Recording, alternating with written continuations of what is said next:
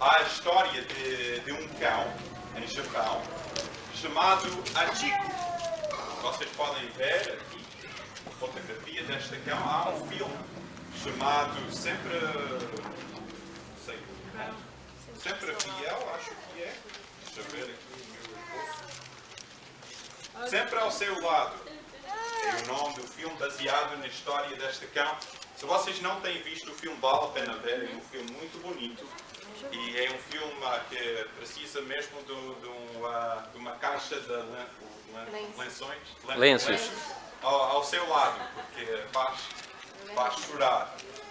Mas em 1924, Idesaburo Ueno, um professor de agricultura na Universidade de Tóquio, ele adotou este cão, chamado Hachiko, da raça Akita. E durante a vida do seu dono, Hachiko todos os dias ia à estação do comboio para cumprimentar e receber o seu dono no final do dia. Ele fez isso fielmente. Em 1925, no mês de maio, o professor Ueno ele faleceu subitamente. Ele não regressou no comboio para casa. Mas nós vemos, ao longo de 9 anos, 9 meses e 15 dias, Hachiko foi lá à estação do comboio todos os dias para ver se o mestre voltava. Obviamente o mestre nunca voltou, mas ele foi uma grande inspiração para esta cidade. E até para nós hoje é um grande exemplo da fidelidade. De um cão que foi fiel ao seu dono. Sabem, esta igreja em Filadélfia, Jesus descreve como uma igreja pequena, mas uma igreja fiel. Uma igreja pequena, mas uma igreja fiel. E eu espero que esta igreja hoje seja uma bênção e encorajamento para nós. Nós somos uma igreja pequena, sim. Mas podemos ser uma igreja fiel. Estas são palavras de Jesus para nós. A igreja de Filadélfia, não sabemos muito sobre esta igreja, mas possivelmente foi iniciado durante o ministério de Paulo. E durante o seu ministério, toda aquela região ouviu a palavra de Deus. E muitas igrejas foram estabelecidas. Esta cidade iniciou em 189 a.C. e foi começado por um homem chamado Atulus. E Atulus ele amava muito o seu irmão. E assim, o nome Filadélfia significa amor, phileo, amor, delphos, irmão, amor ao irmão, ou amor de irmãos. E esta cidade, não sabemos muito mais sobre esta cidade, ficava na beira entre o Oriente e o Ocidente. Havia uma estrada importante que passava por esta cidade e também houve um terremoto horrível que destruiu a cidade inteiramente no ano 17 depois de Cristo. Então, um pouco de informação sobre esta cidade. Mas agora vamos ver o que Jesus, como ele descreve a igreja nesta cidade. Então vamos à passagem de hoje, Apocalipse, capítulo 3, versículos 7 a 13. Estão todos prontos? Com a palavra de Deus aberta? É a palavra de Deus que tem o poder, não as minhas palavras. Então, isso que vamos ver. E ao anjo da igreja que está em Filadélfia escreve: isto diz o que é santo, o que é verdadeiro, o que tem a chave de Davi, o que abre e ninguém fecha, e fecha e ninguém abre. Conheço as tuas obras. Eis que diante de ti puxo uma porta aberta e ninguém a pode fechar. Tendo pouca força, guardaste a minha palavra e não negaste o meu nome. Eis que eu farei aos da sinagoga de Satanás, aos que se dizem judeus e não são, mas mentem. Eis que eu farei que venham e adorem prostrados a teus pés e saibam que eu te amo. Como guardaste a palavra da minha paciência, também eu te guardarei da hora da tentação que há de vir sobre todo o mundo para tentar os que habitam na terra. Eis que venho sem demora. Guarda o que tens para que ninguém tome a tua coroa. A quem vencer eu o farei coluna no templo do meu Deus e dele nunca sairá, e escreverei sobre ele o nome do meu Deus, o nome da cidade do meu Deus, a nova Jerusalém, que desce do céu, do meu Deus, e também o meu novo nome. Quem tem ouvidos, ouça o que o Espírito diz às igrejas. Esta carta segue o padrão de todas as outras cartas. Portanto, podemos ver, em primeiro lugar, o retrato de Jesus Cristo. Ele é descrito nesta passagem como o santo e verdadeiro. Aquele que é santo e verdadeiro. No Velho Testamento da Bíblia, só Deus é santo. Lembrem em Isaías capítulo 6? Diz: Santo, Santo, Santo, Senhor dos exércitos. Ele é perfeito, sem pecado. E até em Apocalipse, por exemplo, se olhares para a próxima página, em versículo 8, do capítulo 4, diz: os 4 animais tinham cada um de per si 6 asas, e ao redor e por dentro estavam cheios de olhos, e não descansam, nem de dia e de noite, dizendo: Santo, Santo, Santo é o Senhor Deus, o Todo-Poderoso, que era, que é e que há de vir. Jesus, Ele é Deus. Jesus, Ele é santo, puro e perfeito. Os discípulos próprios, eles disseram a Jesus: Mestre, para quem iremos nós? Tu tens as palavras da vida. Nós acreditamos nelas e sabemos que és o Santo Filho de Deus.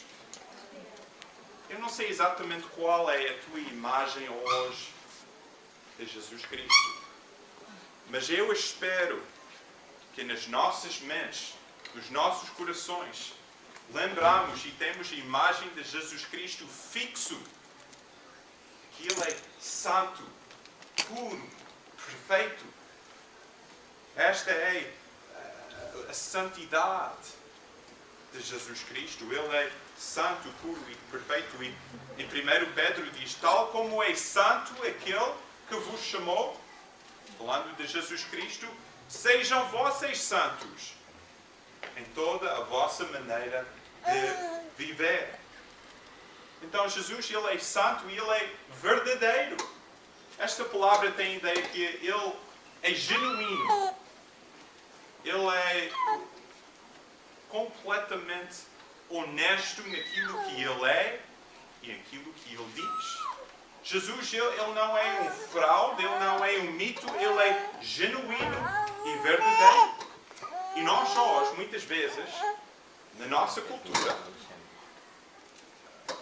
não sabemos em quem confiar. Quantas vezes as pessoas traíram a nossa confiança?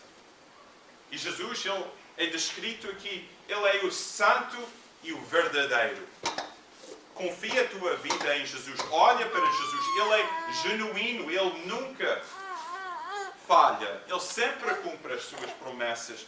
Portanto, o versículo 7 é tão importante. Isto diz o que é santo, o que é verdadeiro. Jesus fala para a igreja e Ele lembra a igreja que Ele é santo e verdadeiro. Como é Jesus? Ele é santo e verdadeiro. Mas Ele é santo e verdadeiro, sim, mas Ele também podemos ver que Ele tem toda a autoridade. Reparem na frase, Ele diz: o que tem a chave de David. O que abre, ninguém fecha, e fecha, e ninguém abre. O que é que isto significa? Que Jesus tem a chave. Já vimos em capítulo 1 do Apocalipse que Jesus, Ele tem a chave para a morte e o inferno, autoridade. Isto significa que Jesus, Ele é o Messias. Lembrem, quando o homem pecou, Adão e Eva pecaram, Deus, naquele dia tão horrível, Ele fez uma promessa.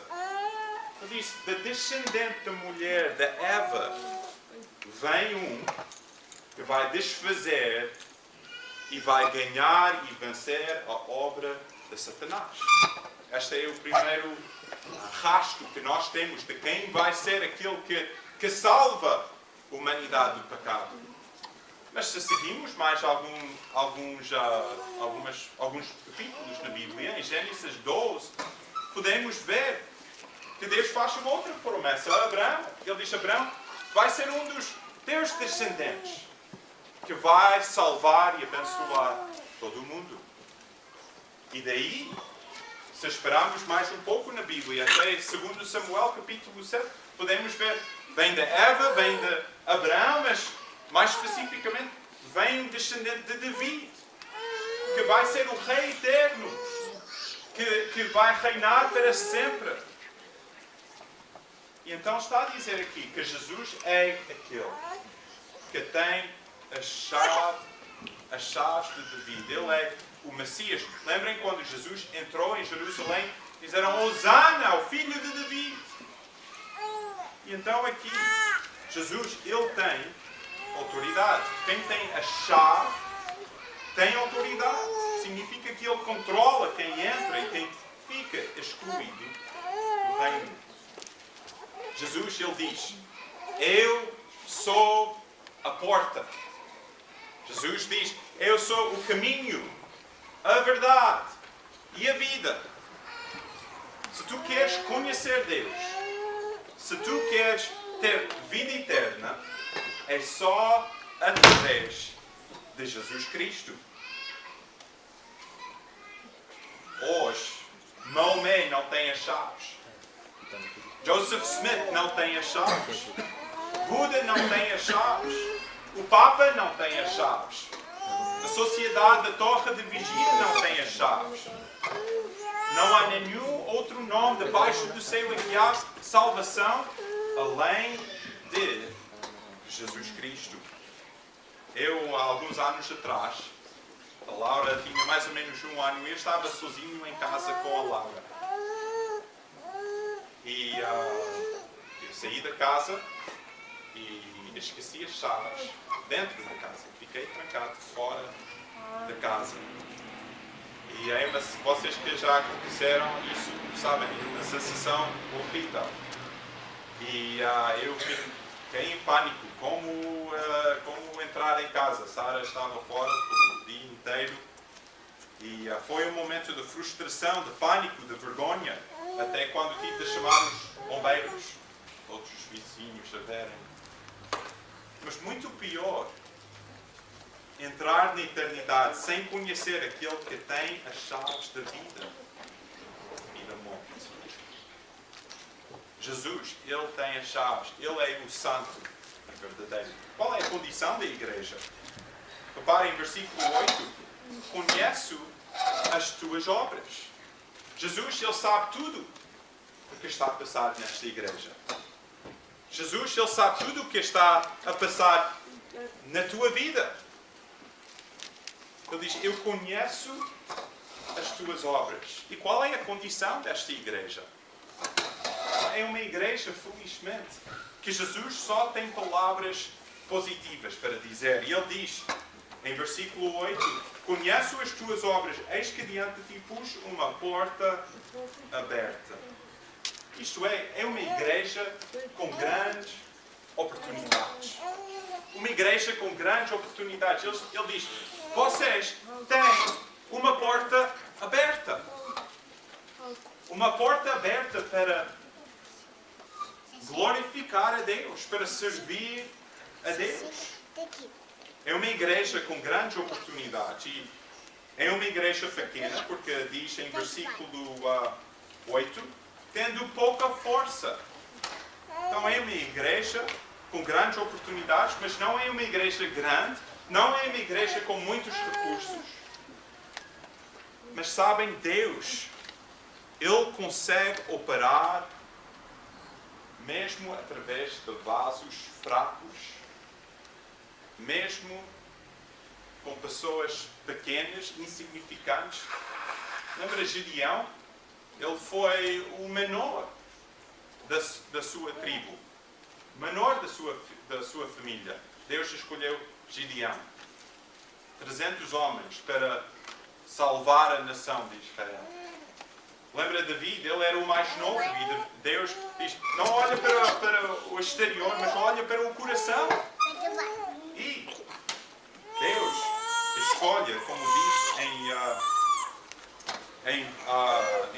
Coríntios. Porque a loucura de Deus é mais sábia do que os homens. E a fraqueza de Deus é mais forte do que os homens. Porque vede, irmãos, a vossa vocação, que não são muitos os sábios segundo a carne, nem muitos os poderosos, nem muitos os nobres que são chamados.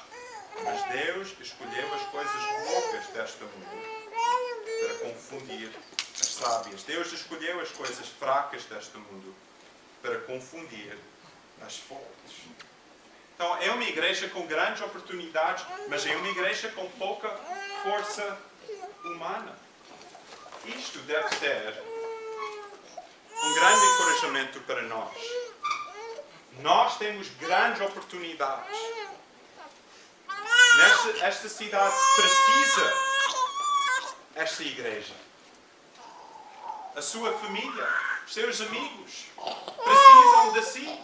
Há grandes oportunidades na sua vida para falar de Cristo, para expandir o reino de Deus, para fazer uma diferença para Jesus.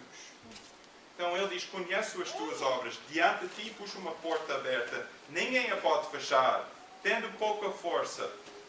E estas são palavras preciosas. Ele diz sobre esta igreja, repara no fim do versículo 8, diz: guardaste as minhas palavras, a minha palavra, e não negaste o meu nome.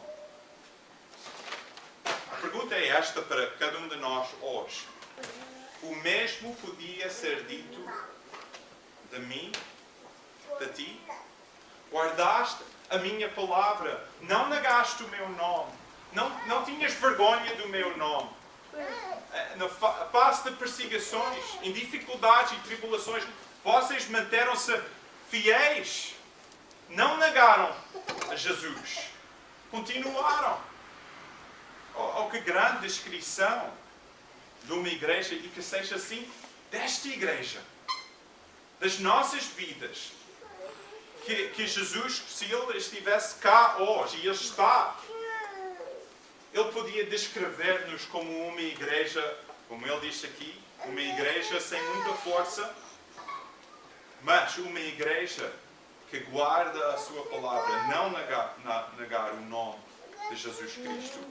Lembra o apóstolo Paulo? Ele diz: combati o bom combate, acabei a carreira, guardei a fé. Tu hoje estás a ser fiel, como cantamos hoje. As atitudes, estás a negar Jesus Cristo? Ou a tua maneira de ser, o teu testemunho, tudo o que tu és, reflita uma afirmação que Cristo é o meu Senhor, Ele é o meu Salvador, e com Ele eu vou seguir Jesus Cristo. Então esta é uma igreja abençoada, uma igreja boa, uma igreja fiel. Queremos ser fiéis? Mas qual é o mandamento para a igreja? Muito rapidamente, ele diz no versículo 10: como guardaste a palavra da minha paciência, também eu te guardarei da hora da tentação, que há de vir sobre todo o mundo, para tentar os que habitam. Versículo 11: guarda o que tens, para que ninguém tome a tua coroa. Ele tem poucas palavras de mandamento para esta igreja, mas ele diz: guarda o que tu tens. Vocês estão no bom caminho, vocês estão a obedecer a palavra de Deus, vocês estão a seguir Jesus Cristo. Não desiste, continua, guarda a fé, persevera. Em 1 Pedro, vamos até lá, porque é bem perto. 1 Pedro, 1, 2 Pedro, 1, 2, 3 João, Judas, Apocalipse. 1 Pedro é página 1325.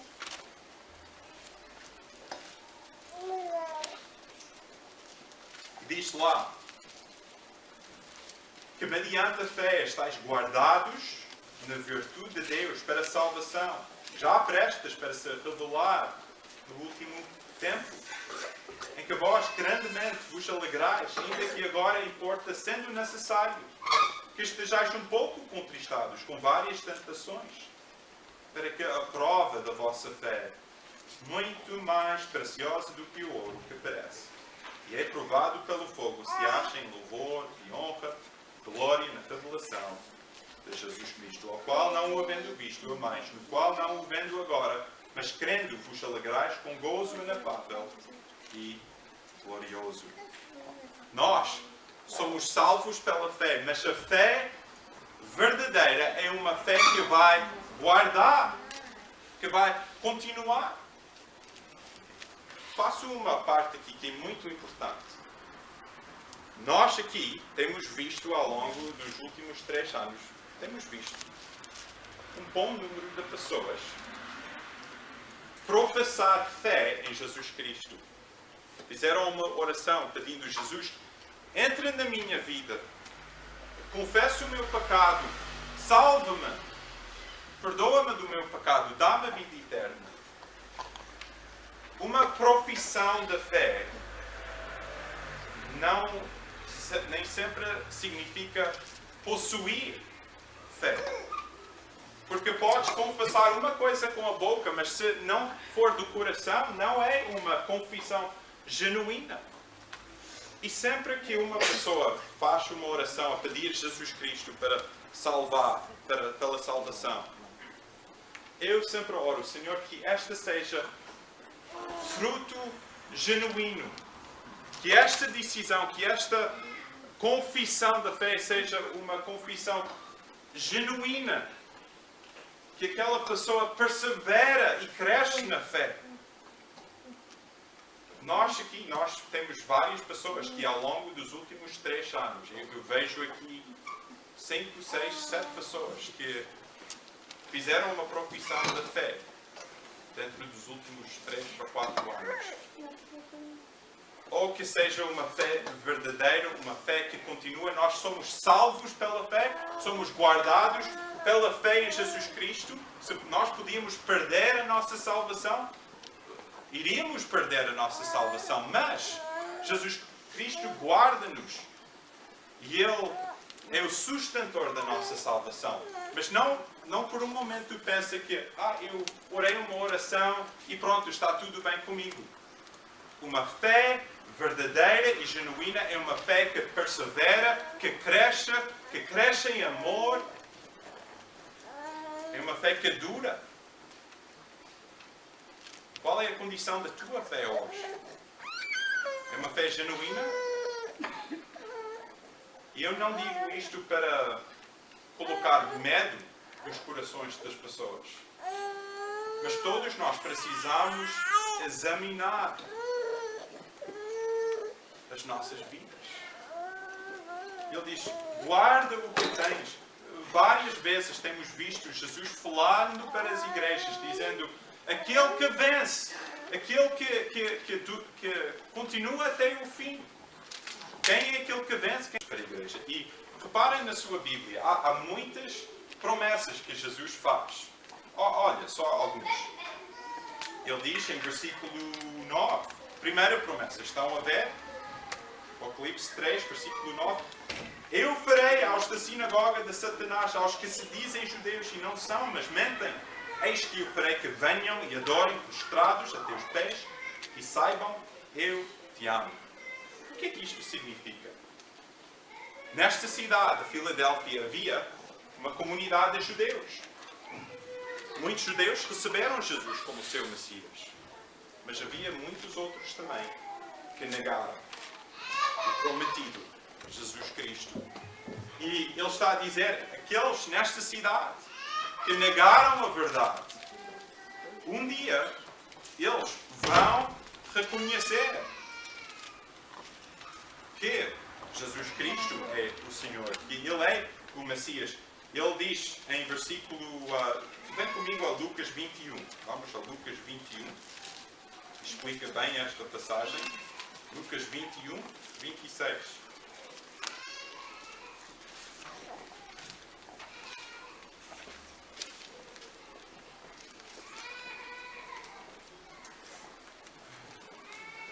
página 1135, diz: homens desmaiando, em versículo 25, só para contexto, haverá sinais no sol, na lua, nas estrelas. Versículo 26, homens desmaiando de terror, da expectação das coisas que sobrevirão ao mundo, porquanto as virtudes do céu serão abaladas. Então verão vir o Filho do Homem, Jesus, numa nuvem, com poder e grande glória.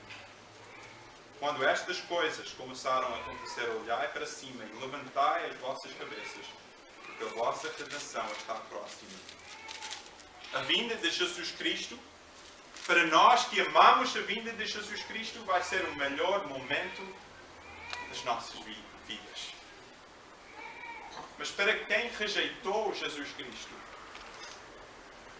não vai haver maior terror e medo e lamento do que o momento de reconhecer Jesus Cristo, que eu neguei.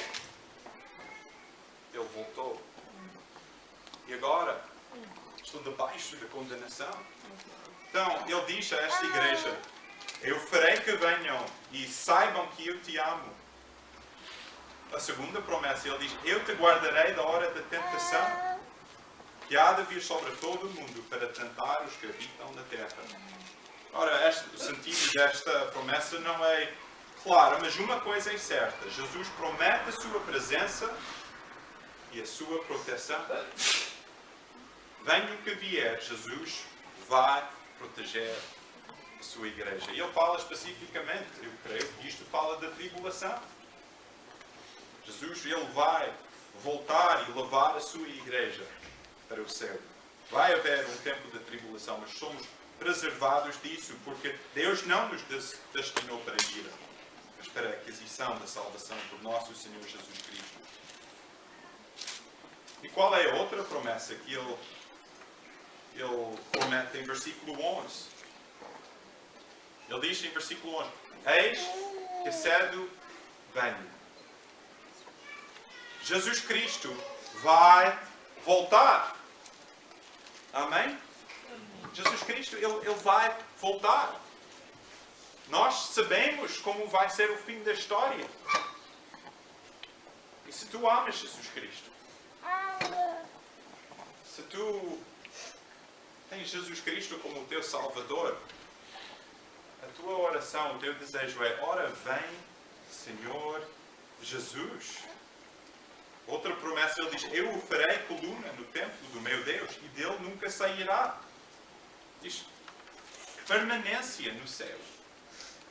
Olha, nas vossas casas, ele fala de uma coluna da casa, como uma coluna destas. Nós podemos mudar a cor da tinta, podemos mudar o chão, o teto, mas ninguém muda a coluna dentro da casa. E é isso que ele está a dizer. E ele, finalmente, ele diz em versículo 12: escreverei sobre ele o nome do meu Deus, e o nome da cidade do meu Deus, a nova Jerusalém, que desce do céu, o meu Deus, e também o meu novo nome. Jesus, ele diz: vou escrever o nome de Deus na vida destas pessoas que pertencem a mim. Sabem, nós escrevemos o nosso nome das coisas que pertencem a nós, não? E lá em casa, por exemplo, há alguns brinquedos ou roupas da Laura e do Samuel estão escritos Laura ou Samuel, porque pertencem a eles. Nós, que pertencemos a Jesus Cristo, temos o nome escrito. O nome de Jesus Cristo escrito nas nossas vidas. A Bíblia diz em 1 João: amados, agora somos filhos de Deus. Ainda não é manifesto o que havemos de ser, mas sabemos que quando Ele se manifestar, seremos semelhantes a Ele. Porque assim como é, o veremos. Esta igreja é uma igreja pequena, uma igreja com oposição, mas uma igreja com oportunidades. Uma igreja fiel. Eu espero que esta igreja seja uma igreja parecida à nossa igreja. Sabem, no princípio eu mostrei a fotografia do Achico. E é uma história bonita. Cão fiel que esperou pelo regresso do seu mestre. Mas sabem, nós que pertencemos a Jesus Cristo, o nosso mestre, sim, ele morreu, tal como o mestre de Achico morreu. Mas o nosso bom mestre, ele ressuscitou dos mortos. E ele promete voltar. Esta é uma história bonita, mas não tem nada em comparação conosco. E a história que Jesus Cristo está escrevendo nas nossas vidas. Achi, ele esperou por um dono que nunca mais veio. Mas nós esperamos pelo bom mestre Jesus Cristo que vai voltar. Ou que possamos ser fiéis até a vinda. Nosso Senhor e Mestre Jesus Cristo.